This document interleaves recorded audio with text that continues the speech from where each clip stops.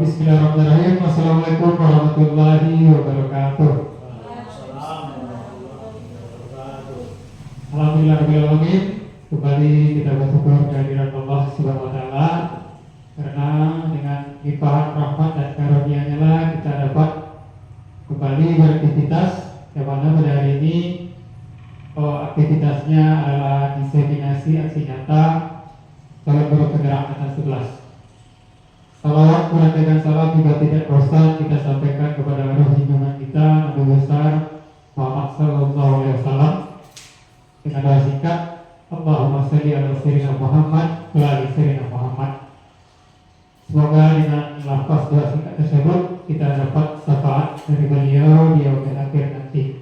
Amin amin ya rabbal alamin. Orang yang sama-sama kita hormati, Bapak Kepala Sekolah SD Negeri 11 Sebahagia Padang Luhur. Terusnya yang sama-sama kami hormati Bapak Ibu Guru, karyawan-karyawati SD Negeri 11 Sebahagia Padang Luhur.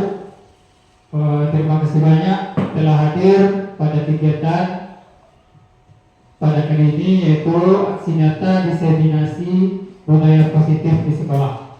Ini adalah rangkaian acara di mana proses aktualisasi menyeminarkan tentang item-item atau poin-poin yang ada di budaya positif yang bisa kita kembangkan dan kita kuatkan di sekolah.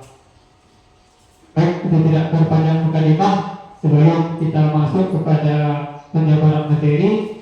Di sini kita mulai acara kita dulu dengan melafazkan ayat suci Al-Quran yang dibantu oleh Ibu Putri. Kepada Ibu Putri kami persilakan. Assalamualaikum warahmatullahi wabarakatuh.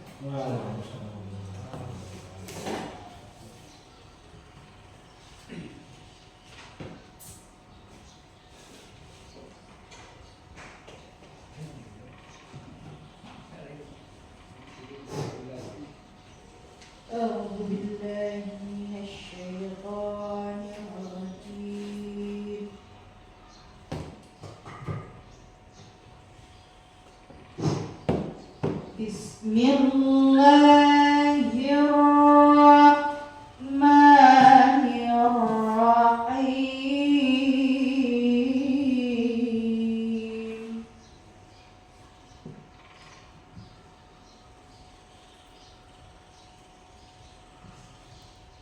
Walillahi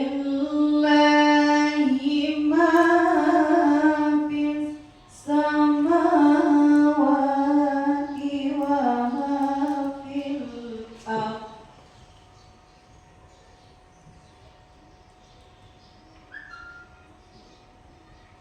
وَلَقَدْ وَصَّيْنَا الَّذِينَ أُوتُوا الْكِتَابَ مِنْ قَبْلِكُمْ وَإِيَّاكُمْ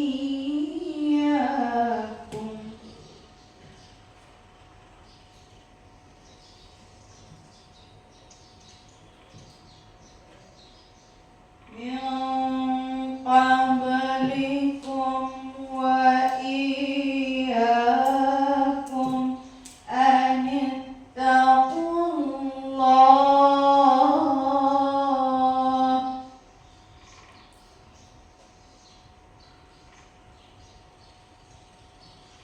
وإن تكفروا فإن لله ما في السماوات وما في الأرض لله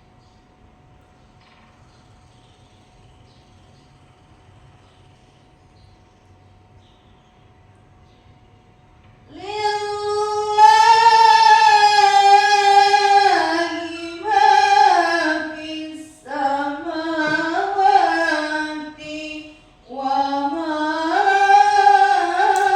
في الأرض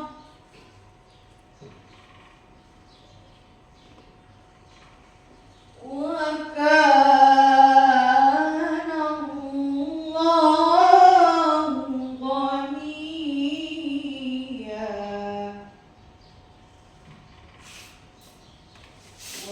وكان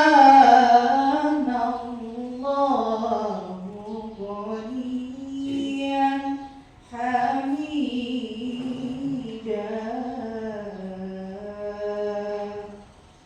صدق الله العظيم. Assalamualaikum warahmatullahi wabarakatuh.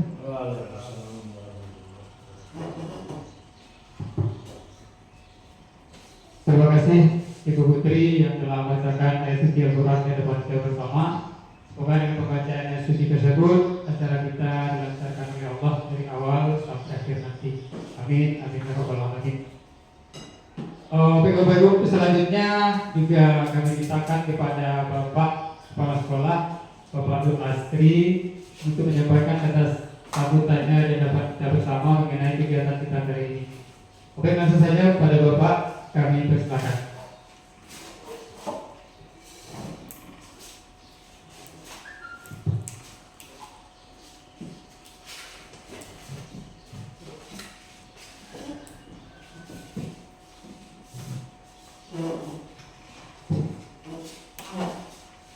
Bismillahirrahmanirrahim. Assalamualaikum warahmatullahi wabarakatuh. Kembali ucapan puji beserta syukur sama-sama kita panjatkan kepada Allah Subhanahu wa taala yang telah memberikan rahmat dan hidayahnya. Kita masih dapat berkumpul di ruangan kita ini dalam rangka kegiatan diseminisasi aksi nyata CGP tentang budaya positif di sekolah kita ini. Kemudian selawat berikan salam ke roh dunia Rasulullah Nabi kita Muhammad sallallahu alaihi wasallam dan terlapaskan Allahumma sholli ala sayyidina Muhammad wa ala ali sayyidina Muhammad. Yang sama-sama kita hormati Bapak Ibu dengan seluruh serta karyawan yang teristimewa, yaitu Bapak Isra Muhammad Isra ya, selaku guru CGP angkatan 11 untuk Kabupaten Pasaman.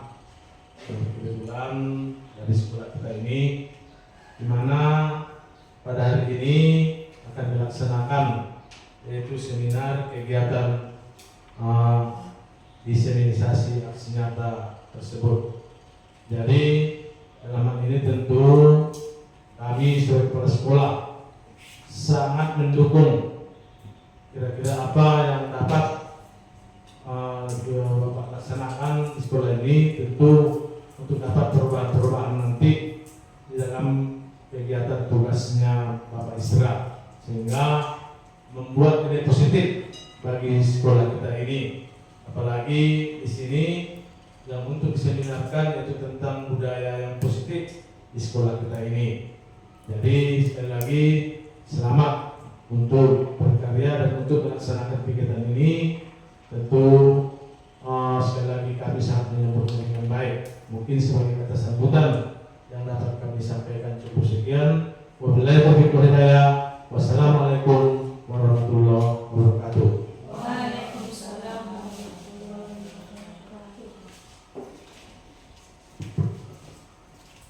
Ya, terima kasih pada Bapak Dulasri selaku Kepala SD Negeri 11 bagian Kodam Lugut.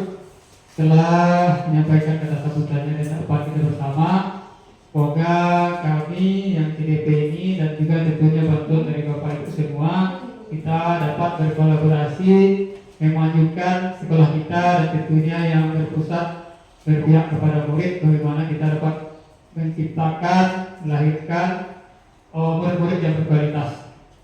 Bapak Ibu, langsung saja kita masuk kepada acara isi kita pada kegiatan hari ini, yaitu aksi nyata diseminasi budaya positif yang dapat kita lakukan di sekolah. Dan pertama sekali, tentunya saya di sini bukan untuk menunjuk ajari ibu semua, bapak semua, sebagai yang dirasa paling tahu, mengajari bapak untuk tentang materi ini. Nah, di sini saya hanya sebagai penyambung lidah atau dapat men-sharing apa yang saya dapatkan di CGP, kegiatan CGP, yang mana budaya positif ini tentunya sudah kita laksanakan di sekolah. Mungkin ada yang perlu kita kuatkan. Bapak Ibu. Nah, di sini budaya positif. Langsung saja materinya tentang budaya positif. Nah, Bapak Ibu, di sini ada yang tahu apa itu budaya positif dulu di sekolah? Apa itu budaya positif? Makna atau pemahaman awalnya tentang budaya positif itu kira-kira tentang apa? Coba, ada? Bapak? Budaya positif itu tentang apa kira-kira? Ada yang tahu? Silakan. Tentang apa? Mungkin tentang disiplin atau tentang kesopanan, tentang berbagai macam. Pengetahuan awal Bapak Ibu itu seperti apa? Nah, baik, menurut saya budaya positif itu yang ada di sekolah seperti disiplin, keyakinan sekolah atau kesepakatan sekolah dan kelas, dan berupa tentang restitusi, atau restitusi itu disebut juga dengan sebagai penyelesaian suatu masalah di dalam, seperti murid yang terlambat atau yang tidak memiliki PR. Seperti itu menurut saya, Pak. Ya, terima kasih Bu Putri. Itu tentang disiplin positif menurut pemahaman Ibu Putri.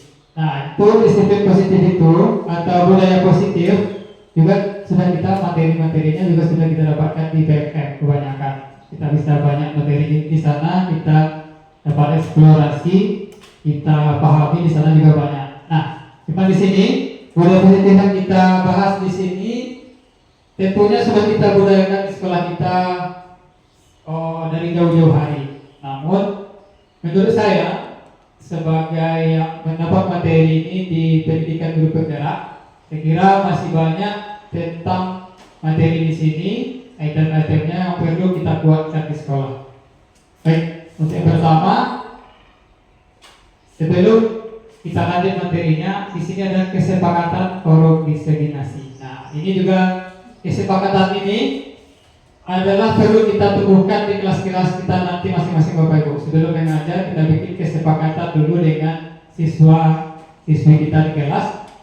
Nanti untuk biar supaya pembelajaran itu berjalan dengan baik. Nah, ini kalau mau ditambahkan boleh Bapak Ibu. Kesepakatannya peserta aktif dalam kegiatan. Itu nanti kalau Bapak Ibu mau bertanya, mau menanggapi, silakan. Terusnya menghormati pembicara dan peserta lain. Kita harus saling menghormati dalam forum ini Bapak Ibu ya. Ketika berbicara, makan dan minum yang baik. Nah, Bapak Ibu silakan makan, silakan minum sambil kegiatan. Silakan ikuti kegiatan senyaman mungkin. Baru setelahnya menjaga kebersihan dan ketertiban ruang kelas kita. Jadi ini kelasnya Ibu Mina. Tolong kita jaga kebersihan ini bersama-sama. Ada yang mau ditambahkan Bapak Ibu? Pas ya. Ini kesepakatan kelas ini juga akan kita bahas nanti. Ini baik sekali kita pakai di kelas kita masing-masing sebelum kita mengajar atau di tahun ajaran untuk membuat nanti kita pajang di kelas ini harus kita sepakati. Nanti kita akan bahas ada materinya tentang ini. Nah ini dia yang mau kita bahas pada kesempatan kali ini. Seorang guru yang baik harus memiliki kemampuan dalam mewujudkan budaya positif di sekolah, yaitu dengan menerapkan konsep-konsep inti seperti pertama disiplin positif, kedua motivasi perilaku manusia, ketiga keyakinan sekolah atau kelas, empat kebutuhan dasar manusia, kelima posisi kontrol restitusi, dan yang keenam segitiga restitusi. Mungkin ada kalimat-kalimat atau kata di sini yang belum kita pahami, nanti akan kita kulik bagaimana. Nah, di sini tentang budaya positif, itu pengertiannya sedikit tentang budaya positif itu adalah nilai-nilai kebaikan atau keyakinan yang kita yakini di sekolah yang baik, yang berpihak kepada murid, yang nantinya dapat menumbuh kembangkan murid kita jadi insan yang berkualitas. Tentu saja bukan murid saja. Di sini juga kita sebagai guru juga harus menerapkan disiplin positif untuk dapat berkembang lebih baik. Nah, Bapak Ibu, di sini kita bahas yang pertama dulu, disiplin positif. Kira-kira Bapak Ibu ada yang paham apa itu disiplin positif? Apa Bapak ada yang paham? Kenapa disiplin ditambah dengan angka positif atau kalimat kata positif di belakangnya? Disiplin itu kita pahami selama ini tentang mematuhi aturan, ya Bapak Ibu. Nah, di sini disiplin positif tidak hanya sekedar mematuhi aturan, tapi di sini disiplin positif itu adalah cara penerapan disiplin yang mengajarkan anak bertanggung jawab dan menumbuhkan kesadaran diri berdasarkan nilai-nilai kebajikan. Jadi di sini disiplin positif itu Bapak Ibu tidak hanya terpaku pada paksaan aturan, pada pujian atau hukuman, tapi disiplin positif di sini mungkin kita biasakan disiplin kita terlambat, ada hukumannya. Anak-anak datang lebih cepat takut karena dihukum. Tapi dengan disiplin positif di sini kita dapat menumbuhkan dari dalam hati, dari dalam diri anak itu supaya berdisiplin, tidak takut karena aturan, tidak takut karena hukuman, bukan juga karena mengharap pujian. Jadi itu tentang disiplin positif Bapak Ibu. Jadi tidak hanya sekedar menjalankan aturan, tapi kita juga menanamkan pada anak-anak itu dapat menjalankan disiplin dengan penuh kesadaran dan dari hatinya masing-masing. Dia datang cepat ke sekolah, anak-anak itu datang cepat ke sekolah bukan karena takut dimarahi oleh bapak ibu guru, tapi memang seharusnya dia datang cepat ke sekolah. Bukan juga karena mengharap pujian dari bapak ibu gurunya. Jadi seperti itu Bapak Ibu, disiplin positif itu gambarannya kira-kira seperti itu. Jadi kata kuncinya adalah bagaimana kita dapat menumbuhkan dari diri intrinsik anak itu, bagaimana dia berdisiplin tanpa ada paksaan, tapi memang murni dari dirinya, bagaimana dia dapat menjalankan disiplin di sekolah yang baik. Jadi seperti itu Bapak Ibu. Ini sesuai dengan paradigma pembelajaran kita, perubahan belajar kita saat sekarang ini tentang profil pelajar Pancasila. Ada 6 itemnya. Itu yang pertama, bertakwa kepada Tuhan Yang Maha Esa dan berakhlak mulia, mandiri, bernalar kritis, berkebinekaan global, bergotong royong, dan kreatif. Ini semua sudah kita jalankan di sekolah masing-masing, di kelas masing-masing, dalam keseharian kita di sekolah, dan perlu tentunya kita kuatkan. Ini sesuai dengan paradigma belajar sekarang, yaitu pembelajaran berdiferensiasi, Bapak Ibu. Pembelajaran berdiferensiasi itu pembelajaran bukan bermacam-macam, tapi pembelajaran yang menyesuaikan, kita sesuaikan dengan kebutuhan murid kita. Jadi di kelas kita tentu muridnya macam-macam, kebutuhannya macam-macam. Jadi kita pembelajaran berdiferensiasi itu kita sesuaikan dengan kebutuhan murid kita. Tidak bisa kita samakan anak yang cepat, sedang, dan lambat dalam belajar. Jadi kita atur bagaimana pembelajarannya supaya bisa sesuai dengan murid kita. Ini dia, lanjut tadi tentang disiplin positif, sekarang tentang motivasi perilaku manusia. Jadi manusia ini, kita sebagai manusia, Bapak Ibu, punya motivasi dalam kehidupan kita. Tentunya tentang terhadap aturan. Kalau di sekolah kita memaknainya. Pertama, ada 3 motivasi perilaku manusia, Bapak Ibu. Misalnya ini ada yang pertama, untuk menghindari ketidaknyamanan atau hukuman. Itu motivasinya. Jadi dia tak aturan, hanya takut karena dihukum, takut dimarahi, takut dihukum, takut dapat perlakuan yang tidak enak dari pelanggar dari peraturan tersebut. Yang kedua, untuk mendapatkan imbalan atau penghargaan dari orang lain. Ada yang tak aturan karena dia ingin dapat hadiah, ingin dapat piala, ingin dapat penghargaan dari orang lain. Tuh. Dan yang ketiga, untuk menjadi orang yang merdeka, yang mereka inginkan dan menghargai diri sendiri dengan nilai-nilai yang mereka percaya. Nah, Bapak Ibu, ini sesuai dengan kehendak hatinya sendiri dari dalam diri pribadi dia. Jadi dia ingin menerapkan aturan karena memang itu kebaikan. Jadi menurut Bapak Ibu, dari yang 3 ini mana yang bagus diterapkan? Mana? Kira-kira Bu Eli? Yang mana? Yang ketiga. Ini yang ketiga, lahir dari dalam dirinya sendiri. Itu yang paling baik kita terapkan. Jadi tidak karena mengharapkan imbalan, tidak takut karena hukuman. Jadi itulah hendaknya kita perkuat di sekolah kita ini, Bapak Ibu. Nah, selanjutnya penghargaan, hukuman, konsekuensi, juga ada restitusi. Ada hukuman, ada konsekuensi, ada restitusi. Nah, itu juga berbeda, Bapak Ibu. Hukuman langsung kita hukum, tidak tahu apa kesalahannya, memang dia salah, langsung kita hukum.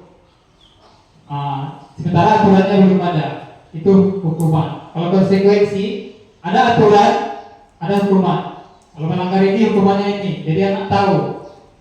Kalau restitusi, ada aturan, ada hukuman, dia sendiri bertanggung jawab diri pribadi untuk memperbaiki kesalahannya.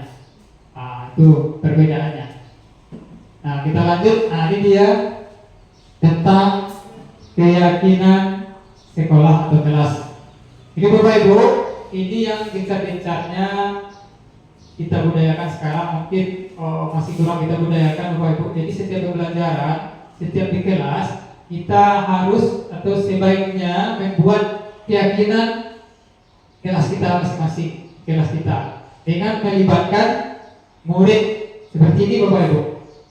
Acara ini baru mulai, tadi kita bikin keyakinan kelas supaya kita sepakati bersama. Jadi nanti Bapak Ibu di kelas, juga di sekolah ini bisa dibikin keyakinan kelasnya dengan anak didiknya dengan muridnya di kelas, membuat keyakinan kelas tentang kebaikan-kebaikan yang bisa kita budayakan di kelas masing-masing.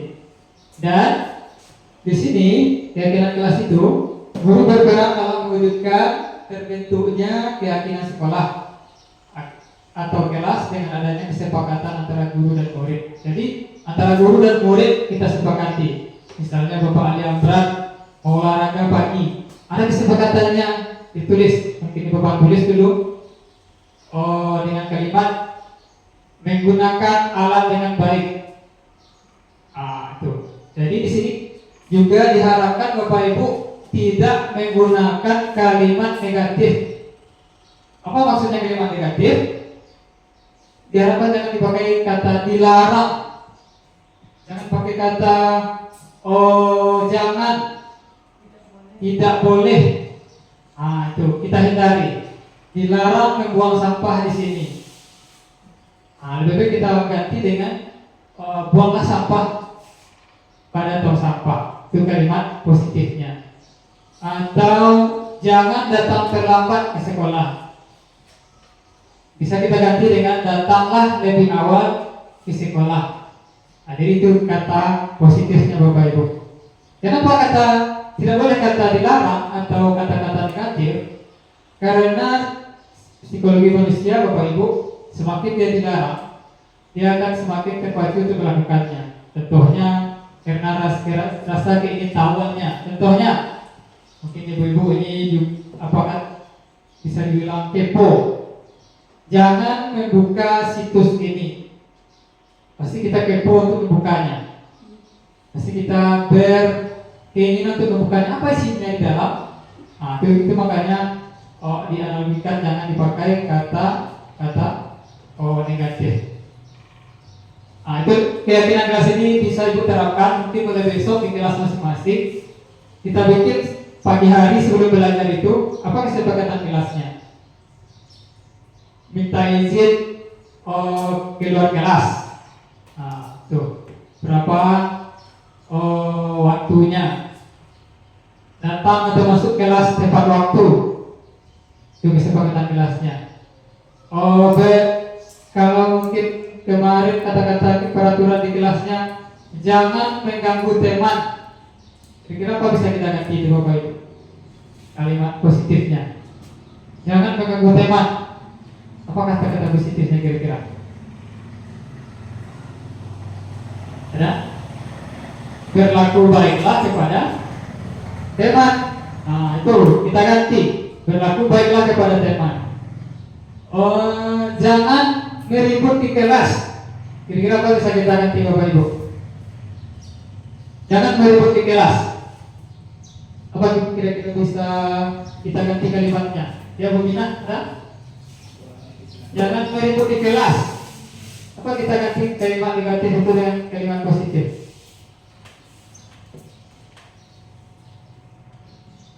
Berlaku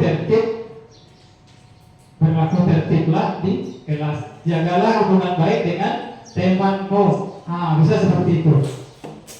Kita bikin di kelasnya. Nanti kita tempel di kelas. Kelas ini penuh dengan karya-karya yang diciptakan oleh Bapak Ibu dengan muridnya di kelas. Keyakinan sekolah atau kelas berupa pertanyaan-pertanyaan universal yang mudah diingat dan dipahami, harus diterapkan di lingkungan sekolah. Dan kata-katanya itu mudah diingat dan dipahami Bapak Ibu. Biar anak itu kalau melanggar, dia ingat, ini yang saya langgar. Itu tentang keyakinan sekolah atau kelas. Mungkin mudah-mudahan insya Allah bisa kita terapkan nanti di sekolah kita, khususnya di kelas kita masing-masing ya Bapak Ibu. Ini selanjutnya, bagaimana budaya positif itu dapat tercipta di sekolah? Kita harus memahami kebutuhan dasar manusia.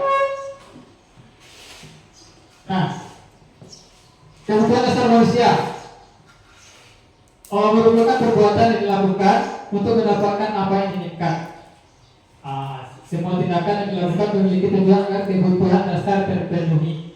Jadi Bapak Ibu, jika seorang murid itu melanggar kebaikan atau melanggar norma, Berarti ada kebutuhan dasarnya yang belum terpenuhi. Itu Bapak Ibu, bukan karena dia nakal, bukan karena dia kurang ajar, bukan karena dia kurang baik, tapi ada kebutuhan dasarnya yang belum terpenuhi. Apa itu kebutuhan dasarnya? Ada 5 kebutuhan dasar manusia Bapak Ibu. Ada bertahan hidup, yang pertama. Yang kedua, kasih sayang dan rasa diterima.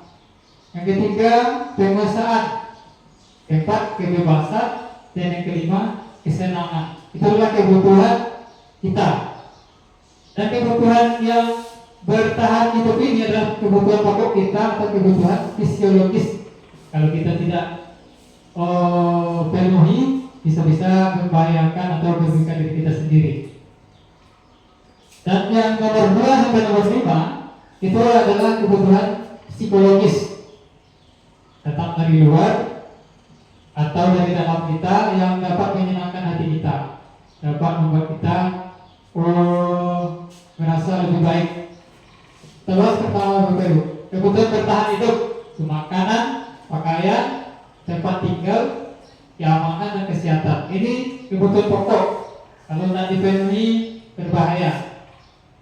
Bapak Ibu, semua orang butuh ini tanpa terkecuali.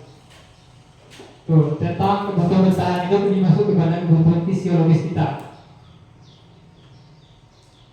Terus kebutuhan kasih sayang dan rasa diterima. Kita kembali lagi Bapak Ibu, kebutuhan bertahan hidup. Kalau ada anak kita nakal misalnya, diambilnya makanan kawannya. Kalau dia berhubungan dengan kebutuhan bertahan hidup, mungkin dia tak makan di rumah atau kelaparan di rumah atau tidak kurang makanan. Diambilnya makanan temannya. Kenapa? Mungkin karena dia tidak mendapatkan makanan di rumahnya, mungkin kurang atau bagaimana. Itu dasarnya Bapak Ibu. Terusnya kasih sayang dan rasa diterima. Itu kebutuhan kita untuk diperdulikan, dicintai, kerjasama, menjadi bagian dalam kelompok. Ini kasih sayang dan rasa diterima ini kebutuhan kita yang kita dapatkan dari orang sekitar kita. Nah, seperti tadi, ada anak mengganggu temannya. Diganggunya temannya karena untuk menarik perhatian gurunya supaya gurunya dekat kepada dia, menasihati berbicara dengan anak tersebut. Mungkin karena rasa kasih sayang didapatnya kurang, makanya dia ambilnya makanan temannya, lari dia, lalu kita dekati, kita dekati. Berarti mungkin dia di rumah kurang kasih sayang, atau kurang kasih sayang didapatnya dari lingkungan sekitarnya. Selanjutnya penguasaan, tentang harga diri, keinginan untuk dianggap memimpin, berprestasi, diakui dan didengar. Bapak Ibu, ini kita contohkan tadi, diambilnya makanan temannya karena dia merasa dia berani, dia berkuasa, diambilnya makanan, mau tahu dia. Itu karena mungkin kebutuhannya untuk kekuasaan belum terpenuhi. Bila bisa kita dapat 3 contoh tentang mengambil makanan Bapak Ibu ya. Tentang penguasaan, tentunya makanan temannya atau alat temannya, karena dia merasa berani dari temannya itu, karena dia merasa berkuasa. Itu makanya dia ambilnya makanan temannya atau mengganggu temannya. Selanjutnya kebebasan, dengan diri, memiliki pilihan, mencoba hal baru dan mampu mengendalikan arah dirinya.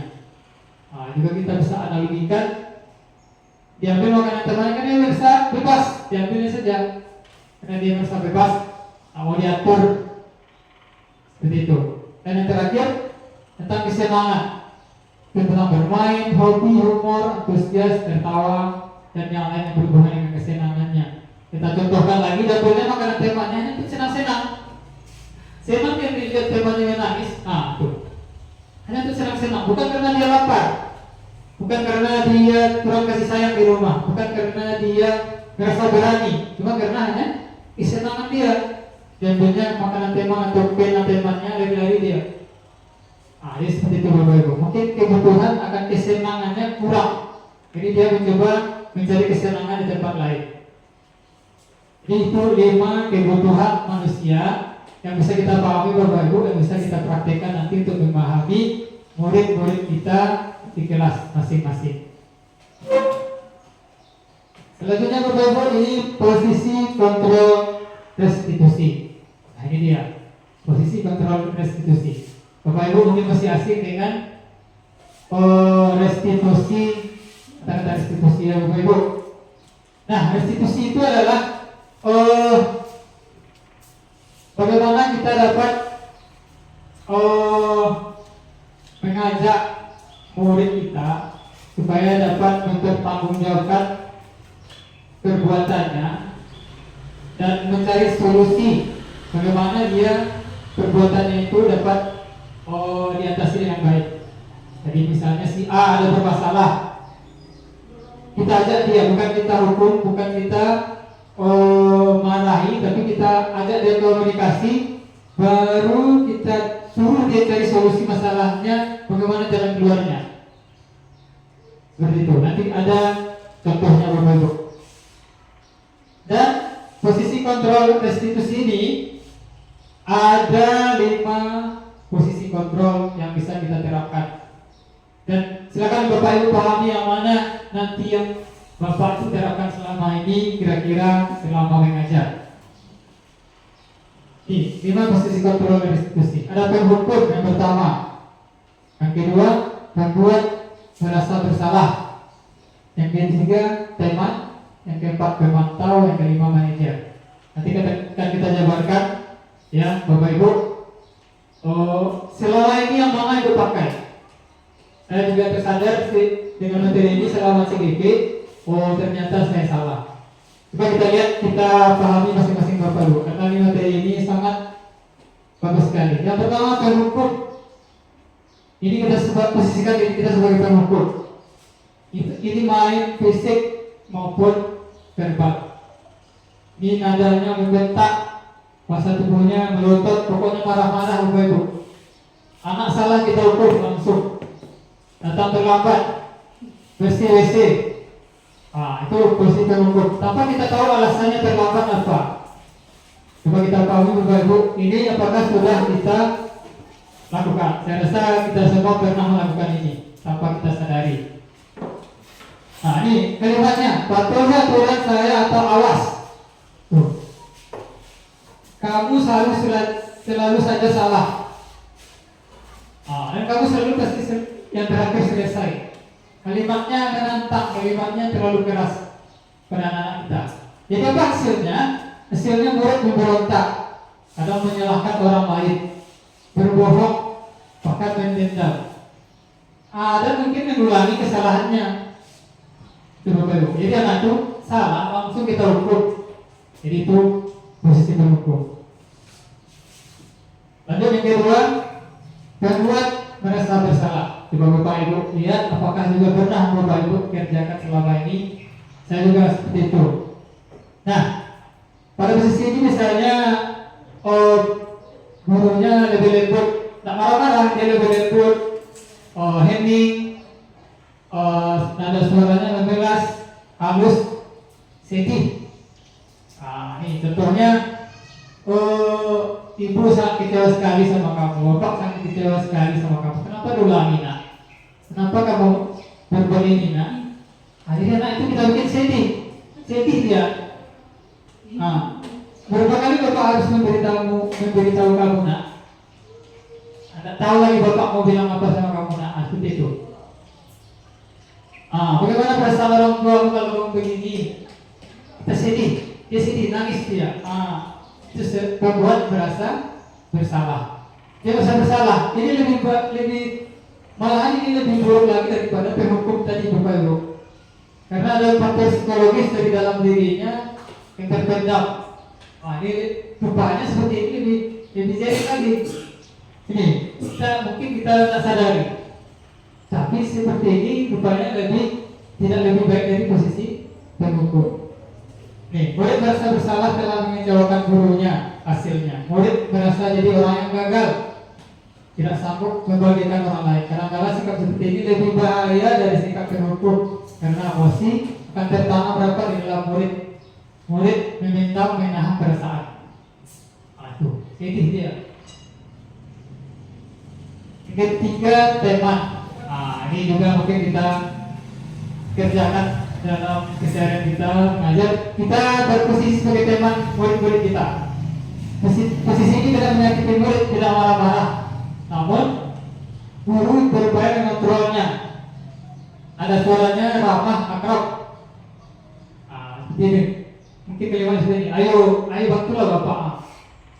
Ini bapak. Atau ya sudah, kali ini nak bapak. Nanti bapak atur bagaimana. Nanti bapak bereskan. Jadi posisinya seperti teman. Nah ini bagus, tapi Bapak Ibu kita anggap anak itu sebagai teman. Anak-anak itu jadi tidak mengetahui peraturan itu, menyepelekannya. Tuh. Kalau ada kita, Bapak Isra bisa nolong ini. Dan Bapak Amran di gerbang dia semalas-malas. Bapak Amran di sana cuma bisa ini kita Bapak itu baik cuma. Asal itu posisi teman. Tapi kelemahannya itu dampak positifnya. Anak taat peraturan karena kita saja. Kalau dengan guru lain dia malas, dia ibu itu senangnya dengan Bapak Amran lagi seperti itu. Dengan guru lain dia karena dia faktor masih faktor eksternal dari luar Bapak Ibu. Dan tidak berlaku sama dengan guru atau orang lain. Mungkin hanya sama Bapak Amran dia begitu. Dengan yang lain lebih lagi. Yang ketiga, pemantau. Ini pemantau ini lebih agak keras sedikit. Dia sesuai dengan aturan hukuman. Datang terlambat bersih aman. Siapa yang datang terlambat konsekuensinya bersihkan tamat. Ada anak datang terlambat dia aturannya apa? Kalimatnya. Dia lebih tegang, lebih kaku sesuai dengan aturan. Dia tidak bertindak sebagai teman, tidak sebagai berbuat bersalah, tidak berhukum juga. Dia berhukum cuma sesuai dengan aturan. Apa aturannya? Itu hukumannya. Kalau berhukum tadi kita bisa spontan saja. Kamu salah, ambil ini, ambil itu, kerjakan ini, kerjakan itu. Tapi pemantau ini sesuai dengan aturan. Misalnya Bapak Amran sudah bikin aturan, kalau terlambat datang masuk kelas, lari keliling lapangan 2 kali atau 3 kali. Itu kesepakatannya. Ada anak yang datang terlambat, Bapak Amran dengan tegas lari dulu keliling lapangan. Itu dia memantau. Hasilnya murid memang paham konsekuensinya. Guru juga tidak menunjukkan emosinya, tapi tetap membuat murid tidak nyaman karena itu dia berbuat seperti itu karena aturan. Nah, yang terakhir Bapak posisi manajer. Bagi kita lihat Bapak, guru menyelesaikan masalah bersama murid, mempersilahkan murid mempertanggungjawabkan perilakunya, dan murid dapat menemukan solusi permasalahannya. Ada suaranya halus, tidak kaku, mendekat pada murid. Ini dia posisinya. Nah, ini kira-kira gambarannya. Kalau ada anak berpikir buat salah, kita tanya di Bapak Ibu. Datang dan terlambat. Jam berapa ini nak? Kenapa terlambat? Kita tanya alasan dia terlambat dulu. Kita tidak langsung marahinya. Kalau terlambat itu biasa. Bapak juga dulu pernah terlambat. Tapi apa alasannya terlambat? Mungkin karena ketiduran, karena dia begadang malam lama tidurnya, baru dia ketiduran, jadinya terlambat datang ke sekolah. Jadi begitu. Jadi nanti bagaimana supaya kamu datang terlambat lagi besok? Kita suruh dia cari solusi, bukan kita langsung hukum. Jadi besok kalau terlambat bagaimana? Gimana caranya? Bangun lebih pagi Pak. Itu lebih cepat nanti Pak. Atau nanti nyetel alarm Pak. Seperti itu. Jadi kita minta dia mencari solusinya, bukan kita sekonyong-konyong langsung menghukum. Jadi itu posisi manajer. Nah, di sini keunggulannya adalah murid paham permasalahannya, dia juga bersedia bertanggung jawab dan mengembangkan karakternya. Berarti saya harus begini. Nah, itu posisi manajer. Nah, Bapak Ibu, dari kelima posisi kontrol tadi yang kira-kira mana yang paling baik kita terapkan? Anak dominan ini manajer. Manajer inilah yang paling baik. Jadi mungkin kita dapat pahami bersama ini supaya bisa juga saya sendiri kita kerjakan atau kita lakukan di kelas kita masing-masing. Khususnya dan umumnya di sekolah kita ini bersama-sama Bapak Ibu supaya dapat menghasilkan disiplin positif. Nih, posisi kontrol restitusi dari kelima itu posisi manajer lah yang paling bagus karena dapat menciptakan karakter, menguatkan karakter murid.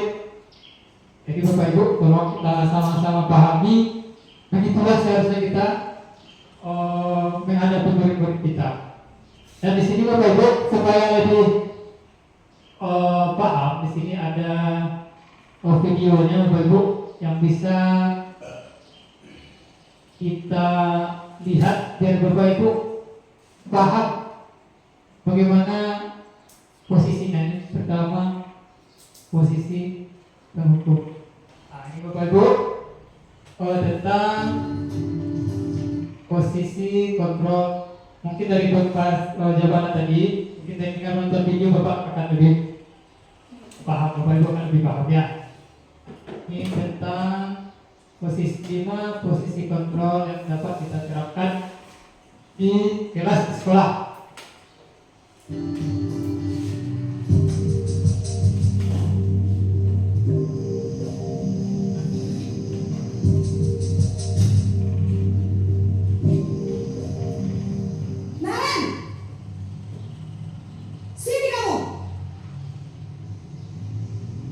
Selamat pagi, Bu. Selalu terlambat. Kamu deh, pasti terlambat. Maaf, Bu. Saya Apa? Apa coba? Alasan kamu apa lagi? Kapan sih kamu tidak terlambat? Malas sekali ya kamu jadi anak.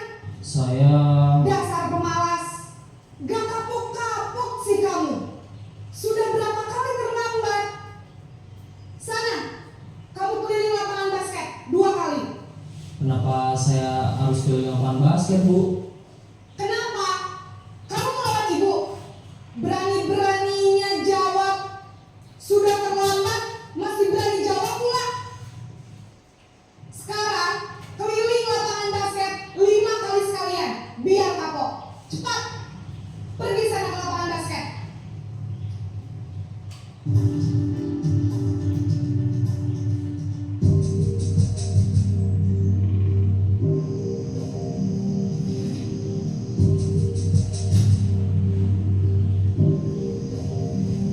Naren!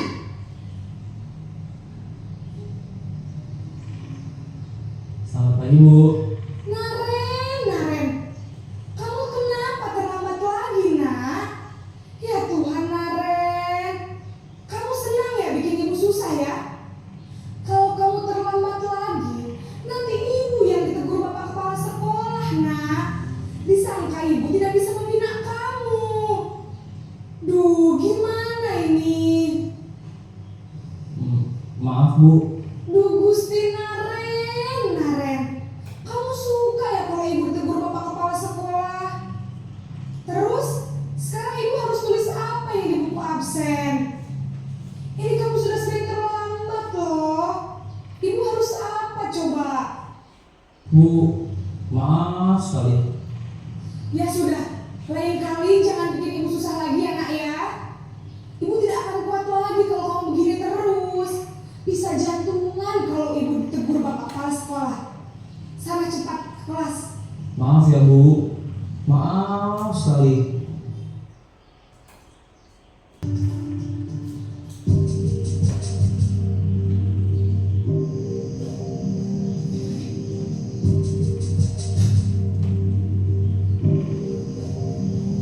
Naren!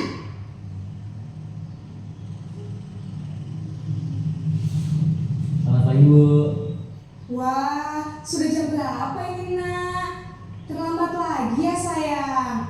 Iya, Bu. Habis ibu saya lupa membangunkan saya, Bu. Kamu malah menyalahkan ibu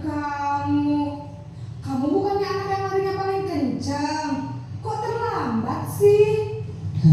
Iya Bu, saya memang terlambat bangun tadi. Jadi biarpun saya lari kencang, tetap gak kekejar Bu. Ya sudah sana, nanti lain kali larinya lebih kencang lagi ya, biar gak terlambat lagi. Bikin seneng ibu, demi ibu, bisa kan? Bisa lah Bu. Ya sudah sana masuk kelas, ibu beresin urusan absen kamu. Kamu ini ada-ada saja.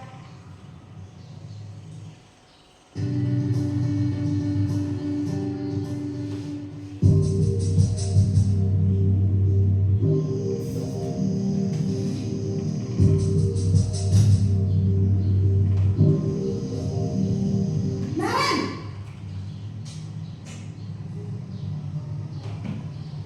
Selamat pagi Bu. Naren, apa peraturan sekolah kita tentang jam berapa kita harus masuk sekolah, nak? Kita harus di sekolah jam 7 Bu. Iya betul, sekarang sudah jam 7.20. Naren sudah tahu konsekuensinya jika terlambat hadir. Paham Bu, saya harus tinggal kelas pas jam istirahat selama 20 menit. Iya benar, konsekuensinya demikian. Jadi nanti jam 9.30 pas istirahat, kamu harus tinggal di kelas, kerjakan tugas tambahan untuk ketertinggalan kamu, ya? Baik Bu.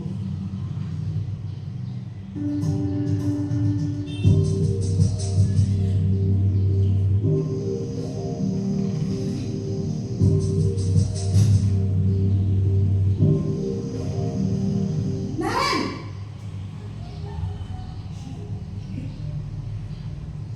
Selamat pagi Bu. Selamat pagi Naren. Maaf Bu, saya terlambat. Iya, sekolah masuknya jam 7, sekarang sudah jam 7.20. Jadi sekarang bagaimana ini Naren? Maaf Bu, saya lupa setel alarm saya semalam. Baiklah, menurut kamu, keyakinan sekolah yang mana yang perlu kamu tingkatkan? Menghargai diri sendiri dan orang lain mungkin ya Bu. Setuju. Jadi, apakah Naren meyakini prinsip saling menghormati tersebut? Iya Bu, saya meyakininya. Apakah Naren bersedia memperbaiki masalah keterlambatan ini? Bersedia Bu. Bagaimana kamu akan perbaiki masalah keterlambatan ini? Saya akan coba untuk tidak lupa menyetel alarm saya Bu. Baik, kalau Naren lupa menyetel alarm di rumah, ada orang yang kira-kira bisa bantu mengingatkan tidak? Ada Bu, kakak saya, Kak Emma. Ada lagi selain Kak Emma? Selain Kak Emma, ada ibu saya. Baik, jadi yang mengingatkan Naren adalah Kak Emma dan ibu kamu ya? Kira-kira akan mulai setel alarm kapan nih Naren? Setelah pulang sekolah, akan segera saya lakukan. Baik, jadi Naren akan setel alarm untuk bangun besok pagi dan akan diingatkan oleh kakak dan ibunda Naren ya. Ada lagi yang mungkin perlu dilakukan Naren agar tidak terlambat bangun lagi. Tidak ada Bu. Baik Naren, terima kasih untuk kerjasama kamu. Sekarang kamu perlu kembali ke kelas untuk belajar. Baik Bu, terima kasih.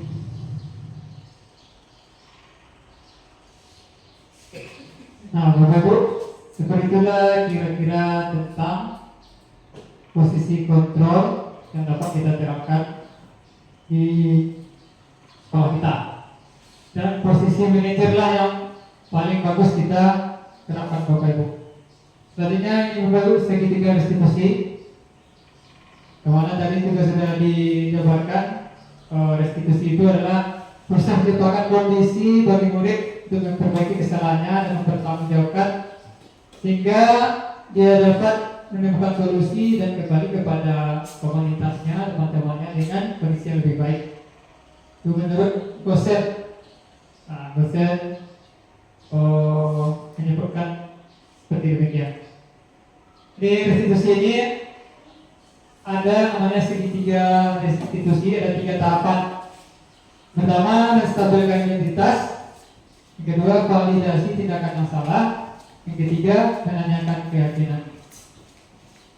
Nah, langsung saja. Yang pertama, menstabilkan identitas itu dilakukan berdasarkan prinsip bahwa membuat kesalahan adalah bagian dari proses pembelajaran. karena nantinya akan menggeser identitas gagal ke arah identitas sukses. Jadi anak bikin salah itu biasa. Tentunya kita akan mengarahkan anak-anak tersebut bagaimana kesalahan itu dapat diperbaikinya. Nah, dialognya kira-kira seperti ini Bapak Ibu. Berbuat salah itu hal yang manusiawi. Tidak ada manusia yang sempurna. Kita pasti bisa menyelesaikan permasalahan ini. Bapak Ibu tidak mencari siapa yang salah, tapi mari kita sama-sama menyelesaikan masalah ini. Terusnya, kalau kamu menyalahkan dirimu sendiri, apakah kamu bersikap baik pada dirimu? Nah, jadi di sini kita tidak menyalahkannya Bapak Ibu. Kita tidak mencari siapa yang salah. Terusnya ada validasi tindakan yang salah. Nah, di sini kita validasi tindakan yang telah diperbuat anak tersebut. Setiap berlaku berupaya memenuhi suatu kebutuhan tertentu seperti kita bahas tadi, sehingga guru atau orang tua akan bergeser dari stimulus respon menjadi proaktif. Kita akan lebih mengenali dan mengakui kebutuhan murid atau anak. Ini dialognya kira-kira begini Bapak Ibu. Kamu pasti punya alasan mengapa melakukannya. Apa yang penting bagi kamu? Kamu boleh tetap berusaha menjaga sikap itu, tapi tambahkan dengan sikap lain. Maukah kamu belajar cara lain untuk mendapatkan yang kamu butuhkan? Ini Bapak Ibu, ada anak kita berkelahi misalnya. Terus kita tanya alasannya. Karena dia marah. Kita bilang, jadi kamu marah seperti itu. Ya, wajar kamu marah kalau diperlakukan seperti itu. Tapi ada tambahannya, tapi tidak harus dipukul, tidak harus menendang. Nah, seperti itu Bapak Ibu. Nah, yang ketiga, menanyakan keyakinan. Nah, ini tentang keyakinan yang kita buat dengan murid. Apa yang keyakinan atau sudah kita buat bersama di kelas. Nah, sekarang kita dialognya kira-kira seperti ini. Apa nilai kita percaya di sekolah kita? Nilai apa yang kita sepakati? Nah, kamu ingin jadi anak seperti apa? Apa yang kamu rasakan ketika kamu melakukan kesalahan? Bagaimana memperbaikinya? Jadi ini keyakinannya kita tanyakan, lalu kita cari solusinya. Nah, seperti ini juga ada solusinya, tentu kita cari bersama-sama dengan murid. Nah, ini juga ada Bapak Ibu tentang contoh video yang bisa video tentang tugas saya di CGP tentang apa? Ini kasus Gibran. Ini tidak ceritanya tentang dia terlambat ke sekolah. Bagaimana menanganinya? Gibran murid kelas 4 datang ke sekolah setelah berbunyi dan kawan-kawannya sudah berbaris, dan itu sudah terjadi beberapa kali. Kira-kira bagaimana kita menyikapinya? Coba kita lihat videonya Pak Ibu ya. Selamat siang Gibran. Pak Gibran tahu alasan Gibran Bapak panggil hari ini ke sini? Tidak tahu. Nah, akhir-akhir ini Bapak lihat Gibran sering datang ke sekolah setelah bel berbunyi, setelah teman-temannya berbaris. Nah, itu seperti itu. Nah, itu seperti itu. Apakah Gibran namanya datang tepat waktu atau terlambat? Terlambat, ya. Nah, dan terlambat itu apakah perbuatan yang baik atau tidak baik? Tidak baik, iya. Terlambat adalah perbuatan yang tidak baik. Nah, sekarang Bapak di sini bukan mencari siapa yang salah. Bapak tidak akan menyalahkan Gibran. Di sini Bapak juga pernah datang terlambat pada suatu acara. Nah, sekarang Bapak hanya mau mencarikan solusi bagaimana supaya Gibran tidak datang terlambat lagi. Sekarang Bapak tanya, apa alasan Gibran kenapa datang terlambat? Tidur kemalaman. Jam berapa Gibran tidurnya? Jam 10 malam. Ya, apa yang Gibran lakukan sampai jam 10 malam itu?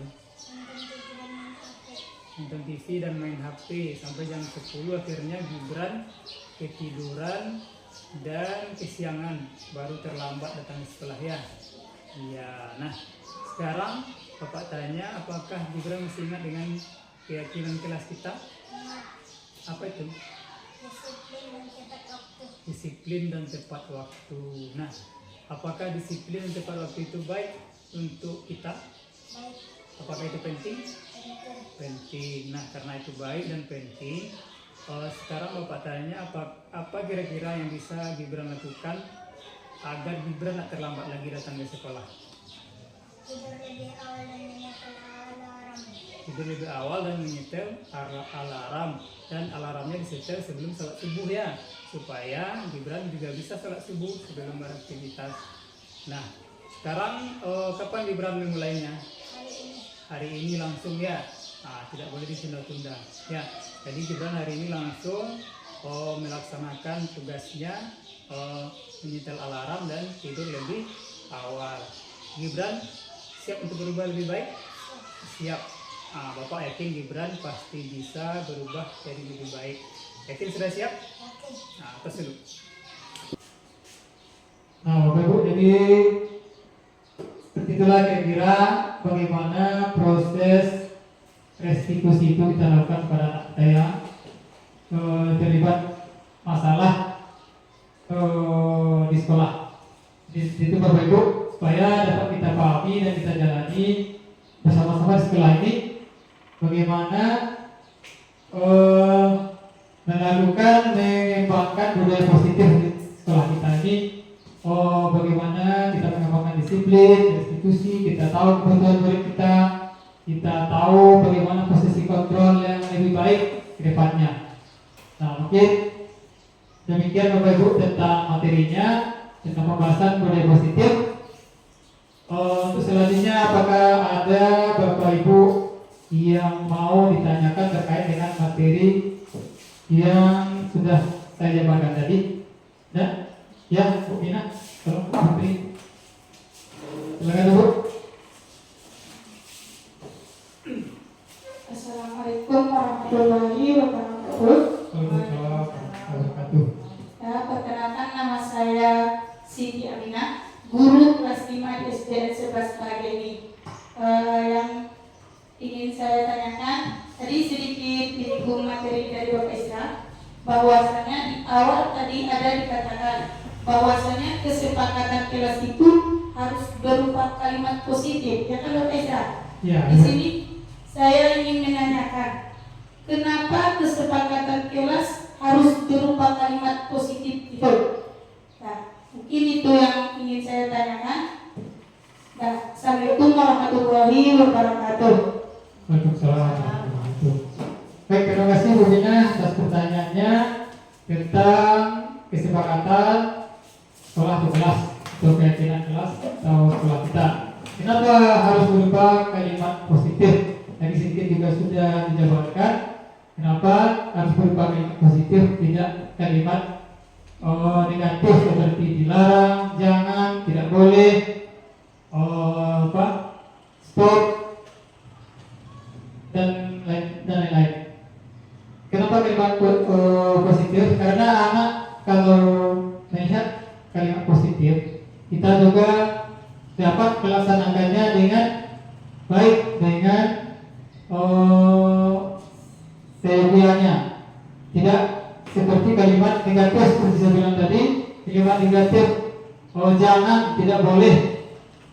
Itu secara psikologi anak-anak itu lebih terpancing untuk melakukannya. Jadi lebih rasa ingin tahu orang-orang atau anak-anak kita ini besar. Jadi semakin dilarang, semakin mau mengerjakannya. Seperti tadi saya bilang, jangan buka kotak ini. Kita tahu apa sih dalamnya. Kita tahu kenapa jangan. Bisa kita ganti dengan tolong jaga kotak ini. Atau tadi sudah dijabarkan, jangan mengganggu teman. Bisa kita ganti dengan bersikap baiklah kepada temanmu. Apalagi, jangan buang sampah sembarangan. Bisa kita ganti dengan buanglah sampah ke tong sampah. Jadi seperti itu, kalimat positif itu lebih enak didengar dan orang mengerjakannya lebih sadar apa yang dikerjakannya. Jadi dia terpaku kepada yang positif, bukan kepada yang negatifnya. Jangan merokok. Jadi jangan merokoknya yang ditonjolkan. Kalau ditukar, terima kasih untuk tidak merokok di sini. Nah, berarti di sini nggak boleh merokok. Kita harus menghargai yang lain. Jadi orang itu menghargai orang yang tidak merokok. Itu begitu. Kira-kira poinnya Ibu Mina. Terima kasih Bu Mina. Ada lagi, Pak Ibu? Ya, Bu Rita, silakan. Assalamualaikum warahmatullahi wabarakatuh. Waalaikumsalam warahmatullahi wabarakatuh. Baik Bapak Ibu, perkenalkan nama saya Lisa Aprinda, salah satu guru di SD 11 Bahagia Padang Luhur. Ingin bertanya mengenai yang disampaikan oleh Bapak Isra tadi, bahwa pentingnya kita menyelesaikan masalah anak itu melalui restitusi. Sedangkan tadi sudah dijabarkan ada beberapa cara penyelesaian masalah yang dialami oleh anak. Namun yang di sini yang akan saya sampaikan, kenapa yang lebih penting dilaksanakan restitusi ini dalam menyelesaikan masalah anak. Mungkin demikian. Terima kasih atas perhatiannya. Assalamualaikum warahmatullahi wabarakatuh. Waalaikumsalam warahmatullahi wabarakatuh. Ya, terima kasih Bu Rita. Pertanyaannya, kenapa kita harus menangani masalah anak dengan restitusi? Ya Bapak Ibu. Nah, restitusi ini tadi kita mengajak anak bagaimana dia mempertanggungjawabkan apa perbuatannya sendiri dan mencari solusi masalahnya sendiri. Jadi kita tidak menuntut anak dengan hukuman, dengan aturan, tapi dia mencari solusi dari dirinya sendiri untuk menyelesaikan masalahnya. Jadi itu poin pokok restitusi, bukan dari luar, tapi dari dalam diri anak itu, bagaimana dia menyelesaikan masalahnya sendiri. Nah, itu kita bukan kaku ya Bapak Ibu, kita tidak harus menjalankan aturan atau langkah-langkah restitusi itu dengan kaku, dengan bisa kita modifikasi. Cuma poin-poinnya itu tadi ya, segitiga itu. Restitusi bagaimana kita dapat memupuk atau melahirkan atau mengajak, menuntun anak itu untuk bisa mencari solusi dari permasalahannya. Jadi Bapak Ibu, dia dapat mencari solusi dari permasalahannya sendiri. Dia berbuat, dia bertanggung jawab, dia sadar perbuatannya itu tidak baik, dia cari solusi secara sadar. Jadi dari dalam dirinya, bukan dari luar dirinya. Jadi itu dapat memperkuat karakter anak. Jadi anak itu bukan takut aturan, bukan ingin dipuji, bukan takut hukuman. Jadi memang dari kesadaran dirinya sendiri hadir, lahir untuk berbuat lebih baik dan bertanggung jawabkan perbuatannya. Oke, seperti itu Bu Rinda ya. Oke Bapak Ibu, mungkin demikian kita batasi pertanyaannya misalnya sampai 2 karena mengingat waktu. Mungkin sampai di sini kita pembahasannya tentang budaya positif. Mungkin di luar nanti di keseharian kita di sekolah nanti kita bisa saling berkolaborasi, bertanya jawab, mencari informasi tentang budaya positif ini lebih baik lagi Bapak Ibu ya. Sekali lagi saya di sini bukan mengajari, saya cuma sebagai penyambung lidah sering berbagi dengan Bapak Ibu bagaimana supaya jadi lebih baik lagi di sekolah ini. Terutama saya sendiri, biar bisa jadi lebih baik lagi. Baik Bapak Ibu, terima kasih banyak atas perhatiannya. Semoga kegiatan destinasi ini dapat menginspirasi, berkata semoga tergerak, lekas bergerak dan mari menggerakkan kita semua untuk membuat pendidikan di Indonesia jadi lebih baik lagi. Terima kasih banyak Bapak Ibu. Mohon maaf atas kesalahan penyampaian atau perbuatan. Saya akhiri dengan Assalamualaikum warahmatullahi wabarakatuh.